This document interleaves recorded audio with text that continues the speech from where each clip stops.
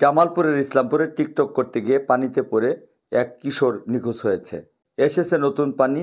Rail সেতুতে TikTok করতে গিয়ে পানিতে পড়ে মৃদুল 12 নামে এক কিশোর নিখোঁজ হয়েছে। শনিবার বিকাল 3টার দিকে ঢাকা দেওয়ানগঞ্জ রেল রোডের ইসলামপুর উপজেলার পাথরঘাটা রেল সেতুর উপর এই ঘটনা ঘটে। শনিবার বিকাল 3টার দিকে ঢাকা দেওয়ানগঞ্জ রেল রোডের ইসলামপুর উপজেলার পাথরঘাটা রেল সেতুর উপর এই ঘটনা ঘটে।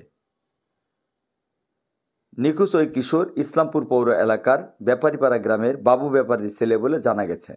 জানা যায় নিখোঁজ মিতুল সহ 4 বন্ধু মিলে পাথরঘাটা রেল সেতুর উপর বসে নতুন পানির টিকটক করতেছিল।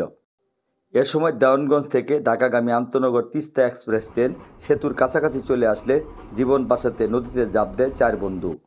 সাথের 3 বন্ধু সাঁতার কেটে পাড়ে উঠে আসলেও নিখোঁজ হয় মিতুল।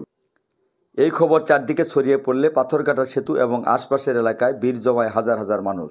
খবর পেয়ে জামালপুর ফায়ার সার্ভিসের ডুবুরি দল বিকাল 5টার দিকে উদ্ধার অভিযান শুরু করে, কিন্তু নদীতে প্রচণ্ড স্রোত থাকায় নিখোঁজ ওই কিশোরকে উদ্ধার করা সম্ভব হয়নি।